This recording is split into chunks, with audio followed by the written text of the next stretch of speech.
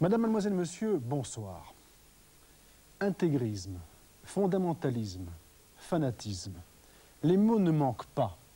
Ils désignent une même réalité, un même mal, l'intolérance religieuse et le despotisme théocratique. Des dérives qui menacent principalement les trois grands monothéismes, le judaïsme, le christianisme et l'islam, mais qui, depuis une quinzaine d'années, rongent principalement ce dernier. Depuis en fait l'avènement en Iran d'une république islamique. Il y a dans le monde près d'1 milliard de musulmans, 1 milliard d'hommes et de femmes, c'est le sens même du mot islam, qui se sont abandonnés à Dieu. Sont-ils pour autant tous devenus des fous de Dieu, des terroristes, des ennemis de la civilisation, de la démocratie, de la liberté? Ou bien existe-t-il un autre islam, un islam ouvert, tolérant, pour tout dire, un islam humaniste? Qui, mieux que notre invité, pourrait répondre à cette question? Mohamed Harkoun, bonsoir. Bonsoir.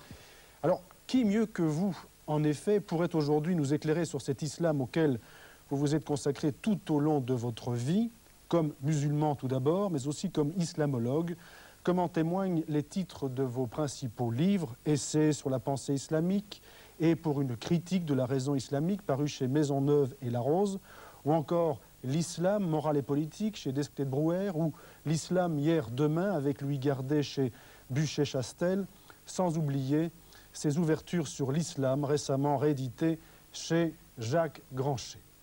Vous êtes incontestablement aujourd'hui l'un des plus éminents spécialistes au monde de cet islam qui intrigue et qui inquiète, ce qui vous vaut d'enseigner non seulement à Paris, vous êtes professeur d'histoire de la pensée islamique à la Sorbonne, mais vous enseignez aussi dans de nombreuses universités en Europe, dans les pays arabes et aux États-Unis.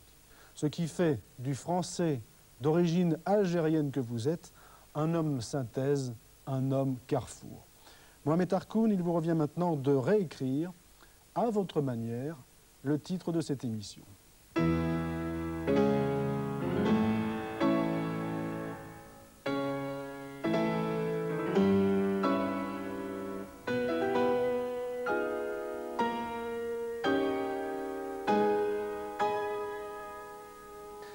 Mohamed Harkoun, éclairez-nous, c'est la première fois que l'on écrit le titre de cette émission en arabe. Comment dit-on exactement en arabe, nom de Dieu? Asma'ullahi. Et on ajoute le qualificatif al-husna, qui veut dire les plus beaux, car les noms de Dieu ne peuvent représenter que la beauté. Et la beauté qui anime et soulève le désir de l'homme, le désir spirituel de l'homme, le désir de vérité de l'homme, le désir d'absolu de l'homme, et je viens déjà de prononcer un certain nombre de ces noms qui vont animer non seulement la piété, mais aussi la méditation, mais aussi la réflexion intellectuelle dans la tradition islamique. Si je ne me trompe, il y a dans le Coran 99 noms pour désigner Dieu, les plus beaux noms. Alors j'en prends quelques-uns, je les ai trouvés en fait dans le dictionnaire encyclopédique de l'islam paru chez Bordas. Le bienfaisant, le sage, le miséricordieux, l'éternel, l'équitable, l'omniscient, le puissant, le généreux, le noble, le magnanime, le superbe, le glorieux. Toujours est-il qu'il s'agit bien du même Dieu. Absolument. Absolument. Alors, évidemment, il y a eu toute une discussion chez les théologiens, justement, pour dire si ces noms-là sont des qualificatifs qui désignent et s'appliquent à Dieu, qui est un, ou bien s'ils sont des entités éternelles, comme Dieu, co-éternelles à Dieu lui-même. Ce problème théologique que je ne fais qu'évoquer veut dire que les noms de Dieu permettent d'accéder à l'absolu de Dieu, à ce que les musulmans appellent, quand ils disent Allahu Akbar, par exemple, on le traduit très couramment par Dieu est plus grand, c'est une traduction très banale. En réalité, cette expression intervient chaque fois que l'homme prend la parole sur un sujet donné, et pour dire que par-delà tout ce que l'homme exprime dans sa pensée, dans sa culture, dans son existence. Il y a un au-delà de ce qu'il dit. Et Allahu Akbar, en réalité, c'est l'au-delà de tout. C'est la meilleure traduction qui nous introduit à l'espace infini. On est dans la théologie, mais aussi dans la vie de tous les jours, car cette phrase, au nom de Dieu, est présente tout le temps dans la vie du musulman. Absolument. Voilà pourquoi j'ai écrit deux expressions. L'expression Bismillah, au nom de Dieu, qui est effectivement répétée dans tous les gestes de la vie quotidienne. Par exemple, lorsqu'on prend un repas et que l'on prend la première bouchée, on doit dire au nom de Dieu. Par exemple, avant de commencer cette émission, vous auriez pu la prononcer? Normalement, oui, j'aurais dû dire au début Bismillahi ar-Rahmanir Rahim. On fait Bismillah au nom de Dieu.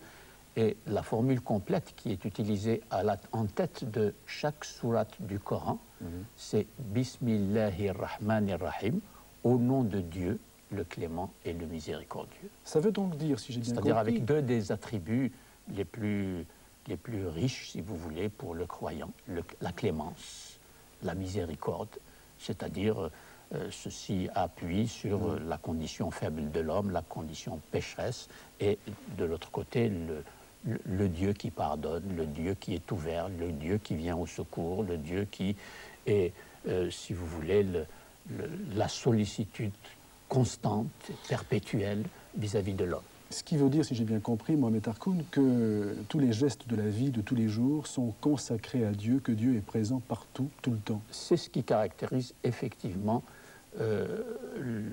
l'islam en général, et l'islam évidemment en tant que spiritualité, en tant qu'expérience du divin. Comment le fidèle, à l'intérieur de l'enseignement musulman, fait l'expérience du divin. Ça, c'est une expression qui est, je crois, très appropriée pour décrire les exercices spirituels très répandus, très connus de tous les fidèles, même s'ils n'ont pas reçu une formation théologique ou très poussée. Ça s'adresse à tous les fidèles les plus simples.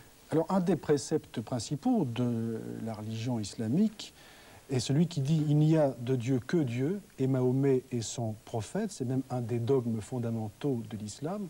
L'islam est donc bien, il faut le rappeler, un monothéisme, comme le christianisme, comme le judaïsme. On reconnaît aujourd'hui l'importance de l'apport des monothéismes, le christianisme et le judaïsme surtout, à l'humanisme, à l'idéal libéral, même après et à travers les constitutions libérales en Europe du XVIIIe siècle. Vous revendiquez pour l'islam une part égale dans cet apport monothéiste? Justement, cette formule que vous venez de citer, il n'y a de divinité que Dieu, et Mohammed est l'envoyé de Dieu. D'abord, c'est la profession de foi par laquelle on entre dans la communauté musulmane, de même que le juif doit être circoncis pour entrer dans la communauté juive, et le chrétien doit être baptisé. Ça a une importance équivalente. C'est la première initiation. C'est l'entrée, c'est le rite de passage, comme on dirait en anthropologie. Et alors, cette formule est très importante à commenter, si vous le permettez, parce que on peut expliquer comment, à la fois, l'islam est une continuation spirituelle de tout l'enseignement prophétique qui s'est fait à travers la Bible et Jésus-Christ, qui sont intégrés dans l'enseignement coranique, mais comment en même temps, dans la pratique de l'islam et dans la théologie ou les écoles théologiques qui se sont exprimées sur l'islam, c'est devenu une séparation à l'égard de ces deux religions. C'est ça qu'il faut essayer d'expliquer, parce que c'est très important aujourd'hui où, comme vous l'avez dit dans votre introduction, l'islam est perçu par l'ensemble de l'opinion européenne comme une religion tout à fait extérieure et à la pensée, et à la culture, et ce qu'on appelle nos valeurs de civilisation en Occident, etc. Alors que l'histoire de ces trois religions montre très bien que le discours prophétique, tel qu'il fonctionne dans le Coran, est linguistiquement parlant le même que celui qu'on lit dans la Bible ou qu'on lit dans les évangiles. Je dis bien linguistiquement parlant, c'est très important d'insister sur les caractères linguistiques du discours religieux tel qu'on le trouve dans ces écritures, comme nous les appelons aussi. Et là, par conséquent, la formule qui dit qu'il n'y a de divinité que Dieu et Mohammed est son prophète, en réalité, est une continuation de la fonction prophétique à l'intérieur de l'islam, telle qu'elle a été connue chez les juifs et chez les chrétiens. On aurait pu donc développer une théologie conforme à cette vision de cette continuité de la fonction prophétique. Malheureusement, il serait trop long d'expliquer comment les théologies telles qu'elles se sont développées après l'apparition de l'islam et surtout lorsque l'islam est devenu un empire politique, c'est-à-dire après 661 exactement, la fondation de la première dynastie à Damas et ensuite la grande dynastie des Abbassides à Bagdad à partir de 755. Là, il y a le phénomène de l'empire, le phénomène de la puissance politique et donc le phénomène aussi de la construction d'une théologie musulmane concurrente des théologies qui existaient déjà et qui vont engager une polémique avec la nouvelle théologie, la théologie chrétienne et bien sûr et la théologie juive. Donc il faut bien distinguer ce qui se dit, Dieu qui se dit dans le discours prophétique, quand nous le lisons encore aujourd'hui dans ce que nous appelons les Écritures. Et puis les systèmes théologiques qui vont faire l'exégèse de ces discours d'une manière non seulement séparée, mais concurrente et rivale. Ce qui est vrai dans d'autres monothéismes, hein, par Absolument, exemple dans le christianisme. Oui, mais c'est vrai dans tous les systèmes religieux, parce qu'en fait, les systèmes religieux apportent un fondement aussi à la puissance, au pouvoir politique. Les deux vont se mêler au cours de l'histoire, ce qui conduit d'ailleurs à l'aventure que nous allons connaître en Europe sur la séparation du religieux et du politique à cause justement du lien étroit qu'il y a toujours eu entre le religieux et le politique. Donc ça, c'est une idée, je crois, sur laquelle il faut beaucoup insister pour éclairer le public occidental sur les lieux véritables de la séparation, les raisons historiques de cette séparation, mais aussi, il ne faut pas le perdre de vue, les lieux de l'enracinement d'une interrogation commune que nous pouvons avoir sur précisément les noms de Dieu. Et voilà pourquoi j'adhère avec enthousiasme à l'esprit, à la conception de cette émission. Et vraiment, je vous remercie d'y avoir pensé, parce que je pense qu'en Europe, précisément, on en a grand besoin. Et besoin intellectuel, hein, besoin scientifique. Je ne fais aucun prêche d'ordre religieux, pas du tout. Pas de prosélytisme. Absolument pas, absolument pas. Et au contraire, je me bats justement pour ouvrir un champ de la réflexion exactement dans l'esprit où vous l'ouvrez dans cette émission qui est neuve à l'intérieur de l'Europe. Et pourquoi est-ce que je dis que c'est nécessaire en ce moment-ci de l'évolution de l'Europe? C'est parce que la construction de l'Europe et l'ouverture d'un champ européen ne doit pas être seulement politique et économique, il doit absolument être intellectuel. Et les grands débats auxquels nous assistons depuis longtemps, et j'espère qu'ils vont continuer, c'est le débat justement de ce qui s'est passé après la fin du théologico-politique au XVIIIe siècle, tel qu'il a été défini et vécu dans les sociétés européennes, par opposition à tout ce qui s'est développé auparavant au nom de Dieu et dans l'espace de compréhension, d'expérience religieuse, d'expérience du divin, ouvert par les noms de Dieu. Il y a beaucoup de choses à dire. C'est-à-dire l'avènement de la laïcité. Venons-en maintenant au deuxième chapitre de cette émission et voyons quelle image du XXe siècle vous avez retenue.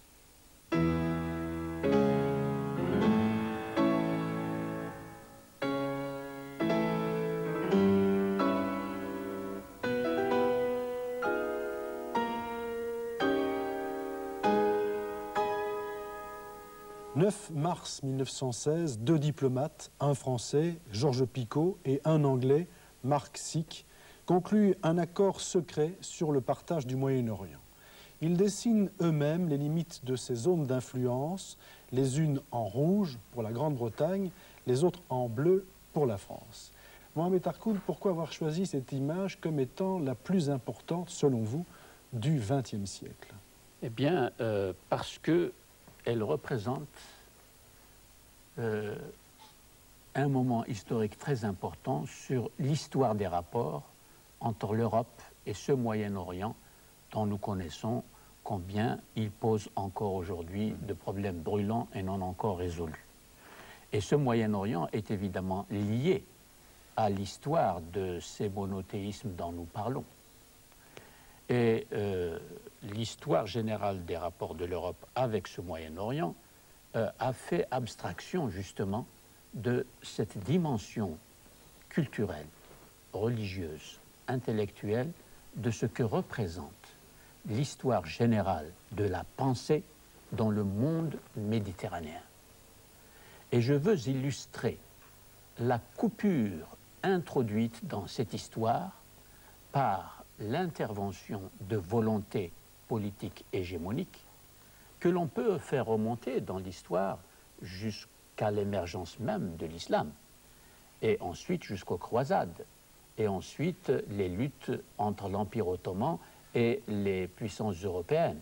Et ce traité-là n'est qu'une sorte d'aboutissement au XXe siècle et au début du XXe siècle et en pleine guerre mondiale, la Première Guerre mondiale, de la montée de la volonté hégémonique de l'Europe qui contrôle toute la région du monde méditerranéen et en particulier le Proche-Orient et qui crée cette division qui fait que la Méditerranée du Sud et de l'Est vont faire partie de la Méditerranée arabe et islamique, et le Nord, évidemment, c'est la Méditerranée européenne.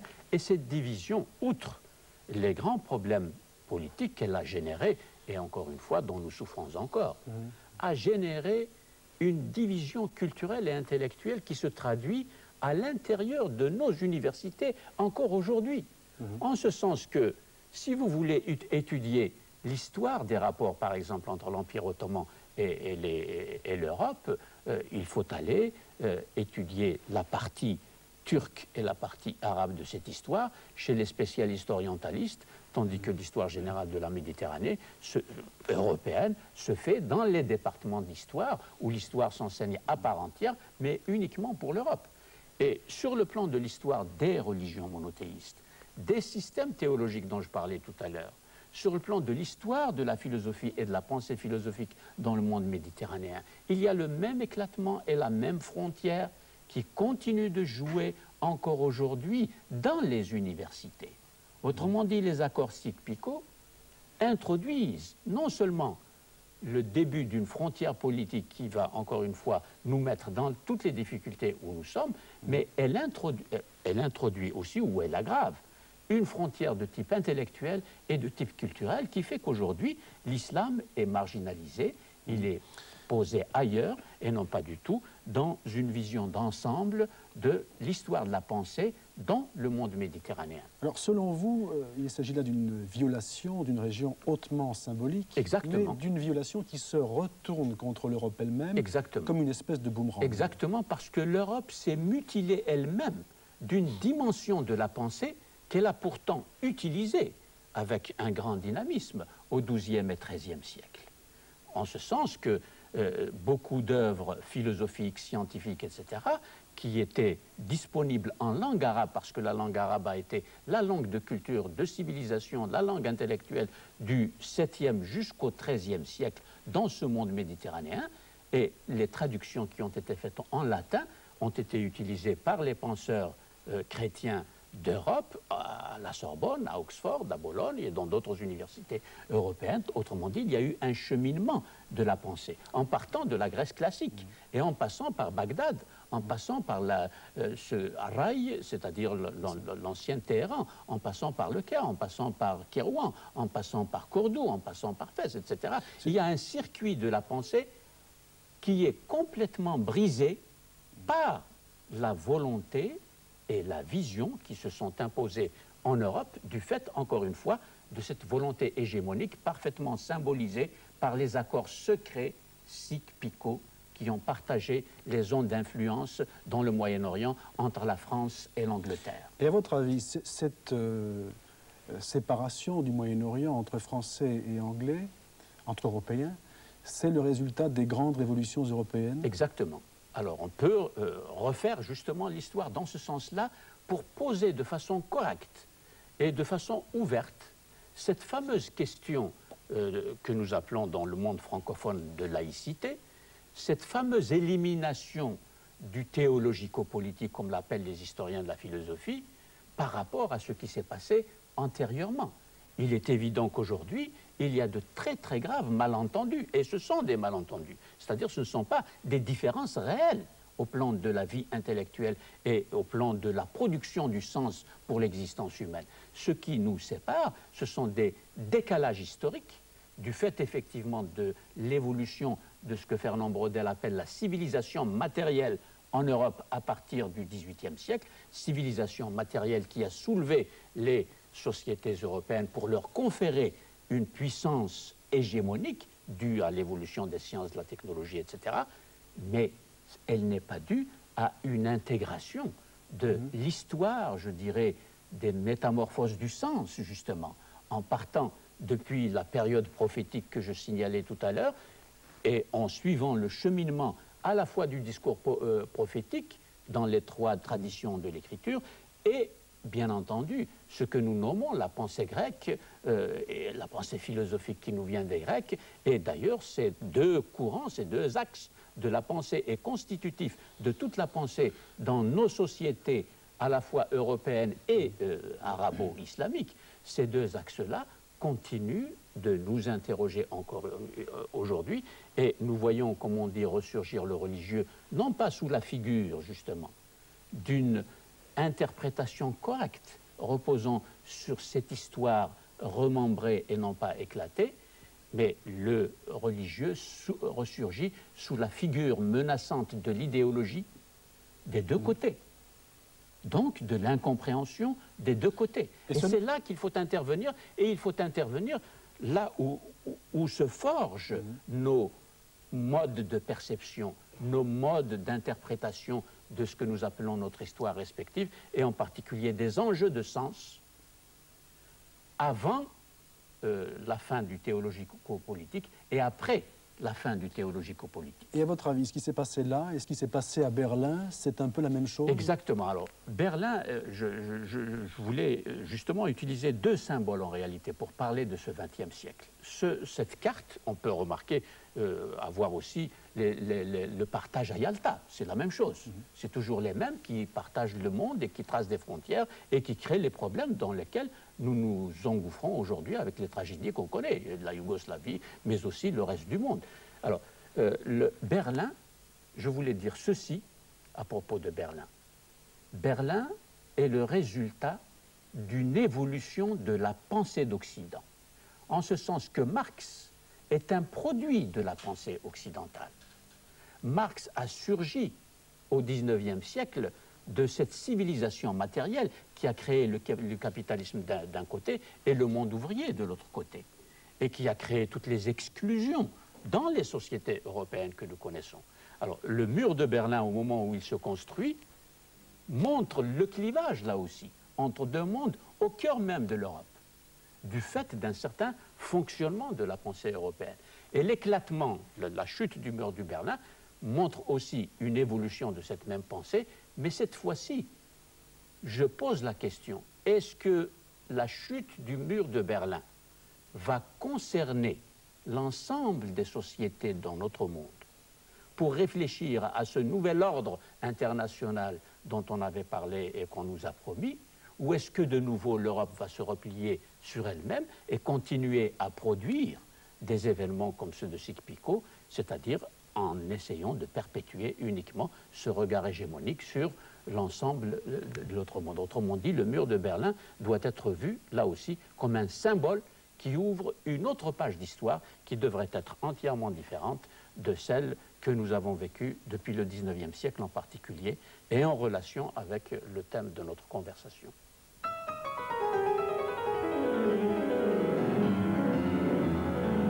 Dieu devient Dieu quand les créatures disent Dieu. Maître Écart.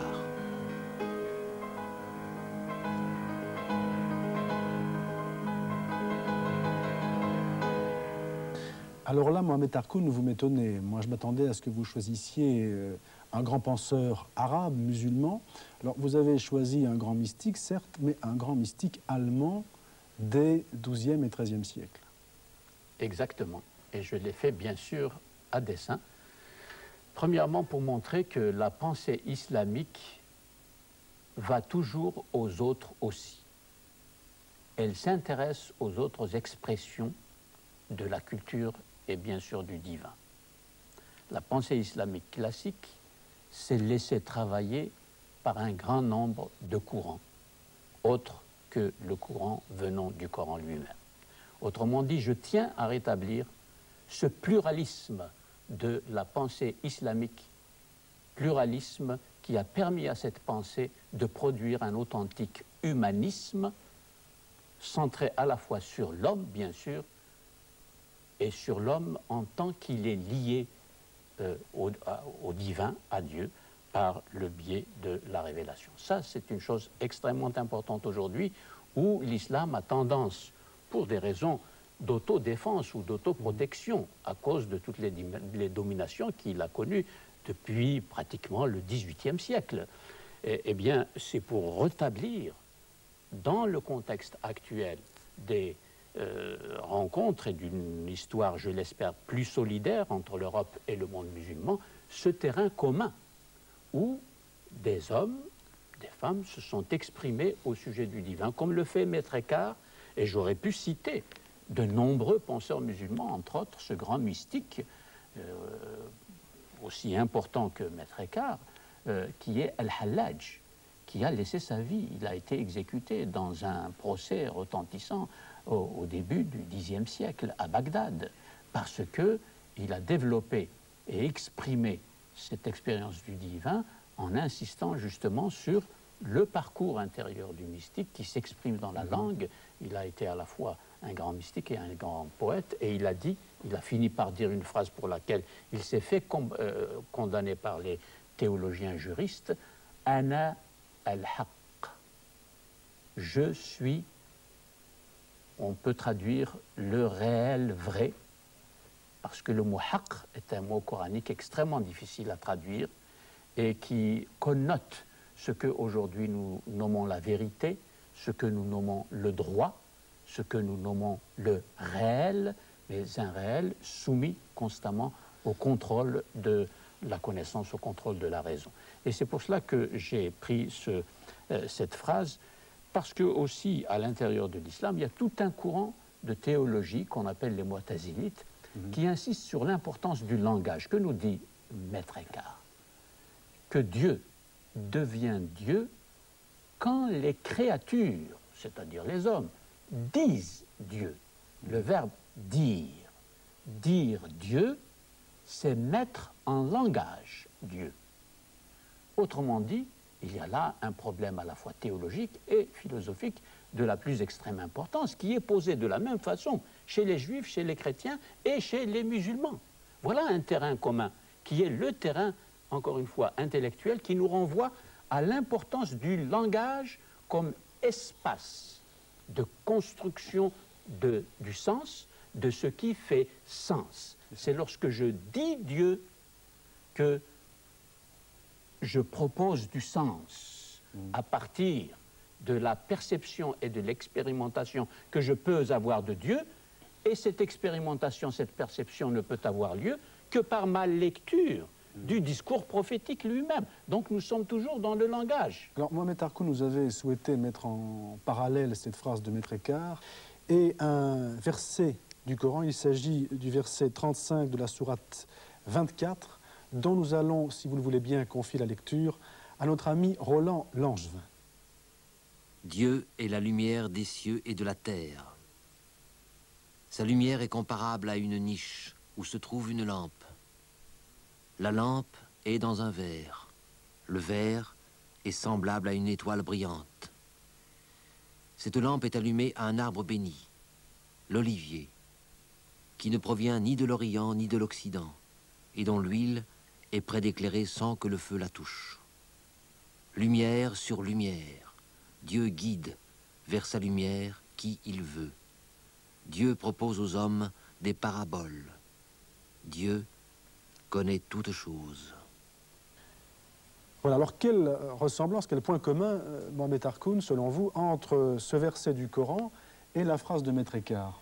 Eh bien parce que ce verset a permis aux créatures, grâce à sa richesse symbolique et métaphorique très rare, parce qu'il y a une grande accumulation de symboles sur la lumière et de métaphores pour essayer de dire Dieu aux hommes, eh bien, cette façon de dire Dieu a engendré presque à l'infini de nouvelles façons de dire Dieu par tous les fidèles qui, lisant ce verset, se trouvent projetés dans une vision intériorisée de Dieu, et on dit cette vision, on dit leur expérience du divin, et donc disent Dieu, comme le dit Maître Eckhart, dans une littérature que nous n'avons pas fini d'interroger. Et je voudrais citer parmi les grandes œuvres que l'on peut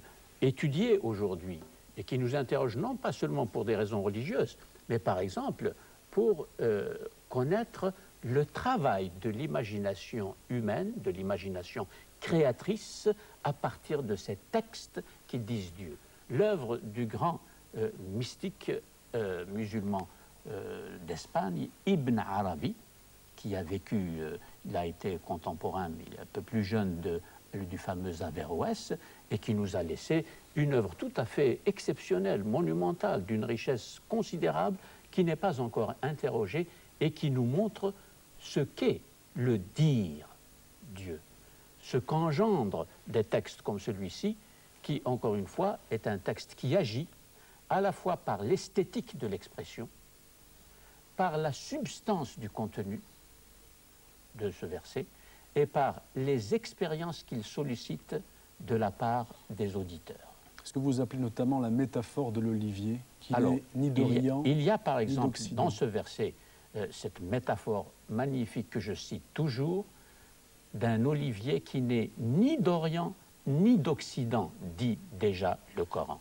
comme s'il avait pensé à cet Orient figé et purement idéologique et polémique que nous opposons aujourd'hui à un Occident qui, lui, fonctionne comme le modèle de culture, de civilisation, de connaissance vis-à-vis de cet Orient qui est réduit à n'être que le lieu de la régression, le lieu du retard de la pensée, du retard de la culture, du retard du développement et de tous les sous-développements que nous connaissons chaque fois que nous parlons des sociétés appartenant à cet Orient. Mohamed Harkoun, dans Le Monde du 15 mars 89, vous avez déclaré ceci: issu de la philosophie des Lumières, la pensée laïque a marginalisé ce stock de symboles et de signes où nous avons tous puisé dans nos trois traditions juives, chrétiennes et islamiques. C'est ça, c'est exactement cela. Je pensais à ce que nous sommes en train d'expliquer. Et c'est vous dire, donc vous citez un texte de 89, c'est pourquoi je vous dis que nous avons besoin de nous adresser à un public extrêmement large et de faire participer ce public dans la sérénité et dans une communication de type, je dirais, pédagogique, à ces problèmes essentiels. Parce que nous avons beaucoup de nos contemporains qui sont complètement sévrés de cette culture, de ces traditions reprises, non plus à la façon polémique, justement, non plus à la façon des systèmes théologiques dogmatiques qui ont fonctionné à l'intérieur des communautés pour légitimer des guerres que nous avons connues dans tout le bassin méditerranéen, mais cette fois-ci reprise grâce justement au contexte intellectuel, au contexte de liberté nouveau créé par la laïcité, parce que la laïcité, à mes yeux, bien comprise, c'est une attitude devant le problème de la connaissance, comment connaître, comment dire le sens, et comment, si nous connaissons le sens, comment le communiquer adéquatement dans la société pour qu'il circule sans conditionner en aucune façon les auditeurs par la façon dont nous lui disons le sens. Et nous retrouvons le mot « dire Dieu ». Dire Dieu, c'est dire le sens.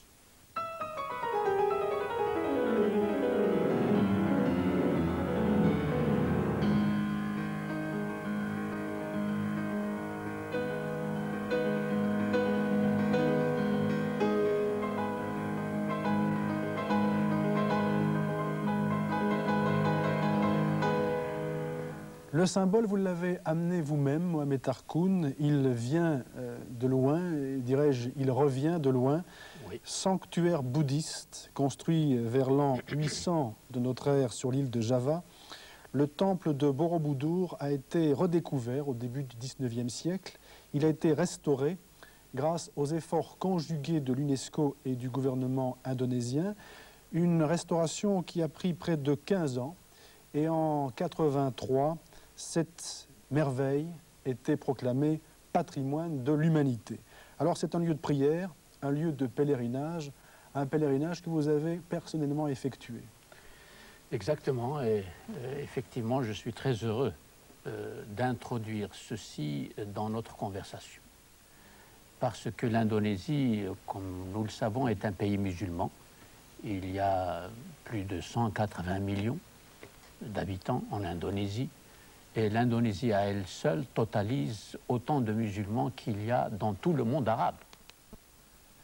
Et c'est dans cette Indonésie que nous trouvons une expression extrêmement tolérante et ouverte de l'islam. Et comme vous l'avez dit, le gouvernement indonésien, au lendemain de l'indépendance, a encouragé la restauration de cette grande œuvre, effectivement, qui interroge toute l'humanité. Lorsque je suis arrivé dans le site de Borobudur, j'étais avec toute une compagnie, parce que c'était dans le cadre du prix Aga Khan d'architecture, et nous étudions l'architecture en Indonésie. J'ai été immédiatement saisi, comme beaucoup l'ont été, par le message spirituel, intellectuel, esthétique, immédiat, que ce temple délivre. Un coup de foudre. Un coup de foudre, absolument. Et alors, le premier coup de foudre, c'est que il y a 4 entrées correspondant aux 4 coins cardinaux. Et le pèlerin, dans la tradition bouddhique, doit entrer par l'entrée est et commencer son ascension vers la lumière pour aller jusqu'au 3e étage, parce que ça comprend 3 étages. Et au moment où il arrive, il doit prendre à gauche pour avoir à sa droite des fresques totalisant, je n'ai pas retenu le chiffre, un grand nombre de statues qui racontent la marche spirituelle du bouddhiste vers ce que les bouddhistes aussi appellent la lumière. Vous voyez, nous sommes toujours dans le symbole, la métaphore de la lumière. C'est un parcours initiatique. Et alors, c'est un parcours initiatique où nous trouvons des rituels qui nous rappellent le rituel musulman de la tournée rituelle autour de la pierre noire à la Mecque, le rituel des hindous qui font cette fois le tour autour d'un feu, le rituel de chemin de croix qui comprend des stations dans la montée qui répètent la passion du Christ. Alors vous voyez, là, il y a des choses qui ont en quelque sorte façonné les chemins de l'humanité vers ce que tous nous appelons le sens. Comme tout musulman, vous devez faire le pèlerinage de la Mecque, vous l'avez déjà fait. Je l'ai fait 2 fois, oui. Exactement, mais justement, je le fais dans cette ouverture. Et j'insiste toujours sur l'ouverture. Ce mot revient constamment chez moi parce que l'expérience musulmane, aussi bien intellectuelle que spirituelle, est une expérience d'ouverture. Et ce qui se passe actuellement, c'est une fermeture apparente qui est due aux pressions qui s'exercent et qui se sont exercées sur les sociétés musulmanes depuis le XIXe siècle, et ça correspond à un système de sécurité pour se protéger et non pas à une fermeture qui serait inhérente à cette tradition islamique.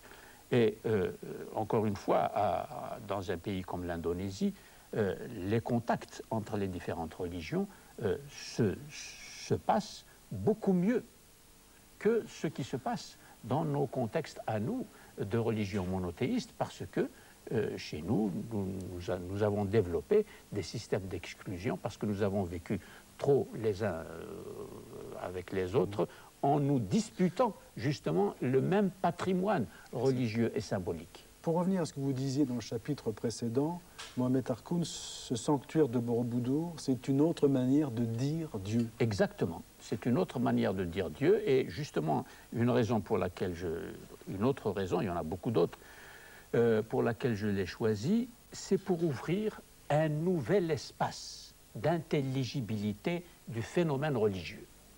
Et cet espace doit être à la fois ouvert à la connaissance critique, scientifique, des différentes traditions qui se sont développées dans différentes religions, et en même temps investir cette connaissance pour nous interroger à nouveau frais, c'est-à-dire avec les outils modernes de la connaissance et de l'analyse, nous interroger à la fois sur les phénomènes religieux dans les différentes cultures, dans la perspective d'une anthropologie religieuse aujourd'hui, et en même temps nous interroger bien sûr sur la validité de ce que nous considérons comme la modernité, comme le produit de la modernité, mais sans opérer cette coupure que beaucoup, hélas, veulent opérer dans les sociétés humaines, dans les cultures, etc.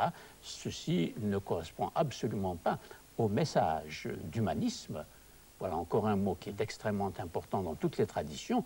L'expérience humaniste n'est pas un privilège de l'Europe comme on le présente souvent. Et moi-même, lorsque j'ai fait mon travail de thèse de doctorat sur l'humanisme arabe au Xe siècle, j'ai rencontré auprès de mes collègues et de mes juges, puisqu'il s'agit d'une thèse, une opposition au concept même d'humanisme arabe, en disant que dans le contexte arabe et islamique, on ne peut pas parler d'humanisme au sens où l'Europe a créé un humanisme à partir du XVIe siècle. Voilà où en sont les choses.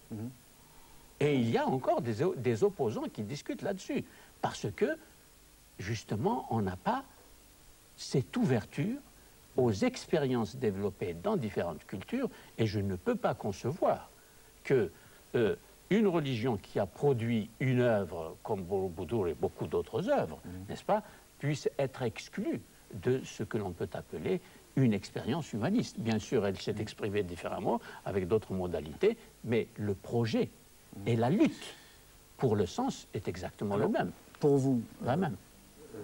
La Torah, les évangiles, le Coran disent Dieu, un temple, une mosquée, Absolument. une église. Est-ce qu'il s'agit bien du même Dieu? Ah, ça, c'est autre chose. Parce que ça, c'est justement parce que ce Dieu se dit, premièrement par les créatures, comme dit Maître Eckhart, donc par les hommes, et que les hommes parlent leur langage dans des conditions culturelles et dans des conditions historiques différentes.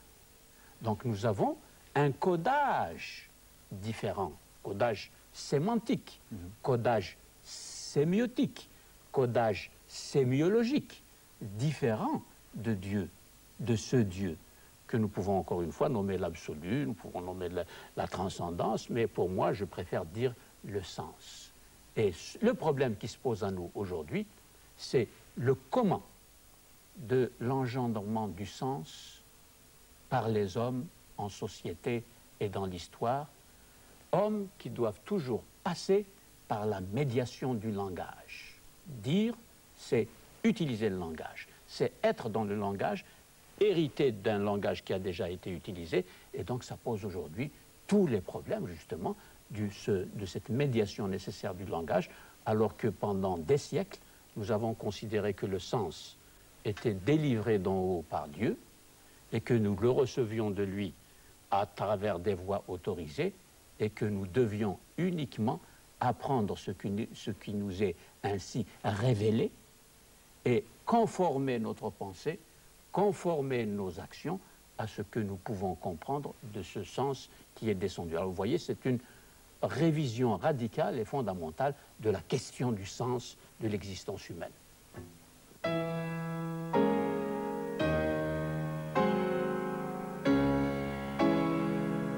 Bien voilà, Mohamed Harkoun, c'est le moment traditionnel, rituel dans cette émission où résonne la phrase qui est en exergue de cette émission, la phrase d'André Malraux.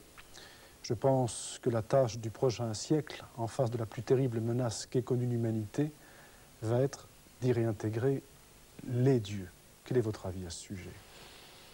Je souscris tout à fait, surtout au pluriel, à réintroduire les dieux, parce que la pluralité est la condition nécessaire pour apprendre non pas une tolérance passive, mais cette tolérance active qui va vers les autres pour cheminer avec eux et produire avec eux l'histoire. Et qui n'est pas le polythéisme. Et qui n'est pas du tout le polythéisme, c'est autre chose, car ça va se passer au XXIe siècle.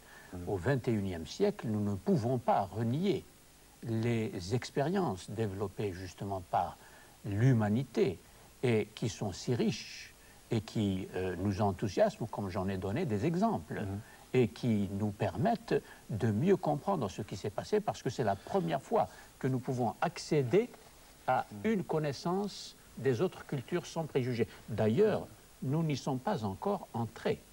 Les débats sur Maastricht en Europe pour construire la nouvelle Europe, et il n'y a que les pays, la famille européenne qui sont concernés, nous montrent à quel point nous sommes encore loin de ce passage vers les dieux, et les dieux compris, encore une fois, comme l'exercice quotidien par chacun d'entre nous de ce pluralisme des cultures, de ce pluralisme des expériences humaines, entendu comme des lieux de surgissement et de communication des valeurs développées par les humains pour les humains. J'aimerais vous demander si, à votre avis, l'islam détient les clés de cet écuménisme que vous semblez appeler de vos voeux. Je voudrais prendre, à titre d'éclairage, deux sourates. Une sourate et deux versets de la même sourate du Coran. C'est la sourate 5, vous la connaissez. Le verset 72 dit « Ceux qui disent Dieu est le Messie, fils de Marie, sont impies. » Il s'agit des chrétiens. Dans son verset 82, la même sourate dit « Les hommes les plus hostiles aux croyants sont les juifs et les polythéistes. » Ce ne sont pas les ingrédients de la tolérance. Bien entendu. Mais voilà des phrases qui ont agi au cours de l'histoire. Et il faut reprendre, justement, tout ce qui s'est fait par des hommes au nom de ce qu'ils ont cru pouvoir et devoir comprendre de ces textes religieux, voyez. Et c'est ça le travail auquel il faut nous atteler, parce qu'il est évident que nous avons hérité des siècles passés des fardeaux considérables. Et ces deux versets sont effectivement encore lus dans le contexte actuel. Et dans un contexte si terriblement politisé.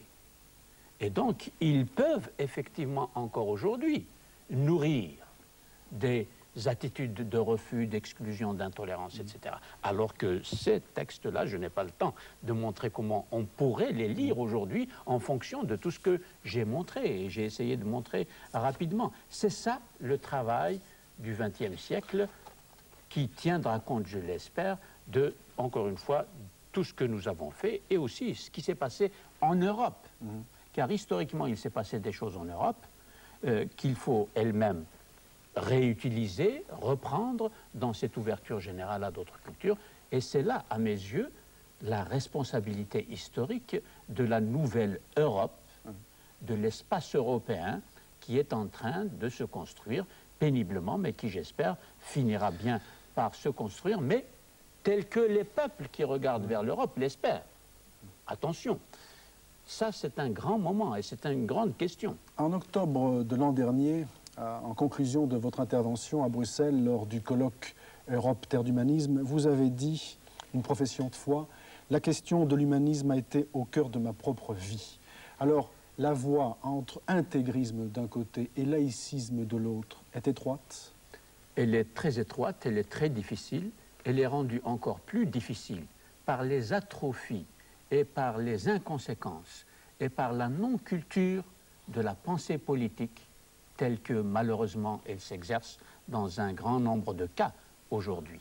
Et il faut bien poser ce problème d'une raison politique qui intègre ce dont nous parlons par exemple aujourd'hui. Diriez-vous qu'au procès de l'histoire, vous renvoyez dos à dos Khomeini et Robespierre? Absolument, absolument. Je les renvoie dos à dos parce que ce sont deux formes d'expression de l'intégrisme que l'on peut peut-être expliquer historiquement, mais que l'on ne peut absolument pas accepter intellectuellement, au nom justement de cette lutte pour l'émancipation de la condition humaine vers un humanisme, c'est-à-dire une reconnaissance de l'homme par l'homme, et non pas une opposition de l'homme à l'homme.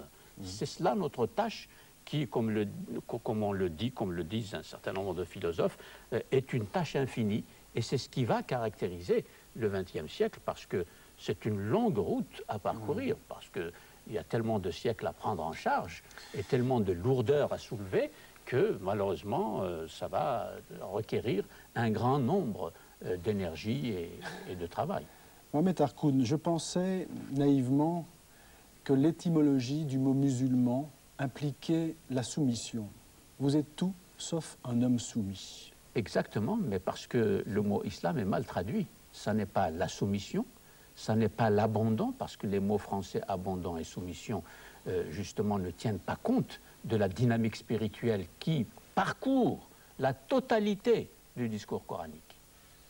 Au contraire, l'islam, c'est l'adhésion amoureuse à ce que représente l'espace d'avènement du sens et de construction du sens que les anciens appelaient les noms de Dieu, pour y revenir, et que nous, aujourd'hui, nous essayons d'appeler l'humanisme. Je dis bien prudemment, nous essayons d'appeler l'humanisme, parce que ni les noms de Dieu tels qu'ils ont été développés au cours d'une longue tradition, ni ce que nous appelons l'humanisme, n'a atteint l'adéquation que nous recherchons toujours entre nos efforts de connaître et la réalité opaque qui continue de résister à notre désir d'être, à notre désir de connaître et à notre désir d'avancer.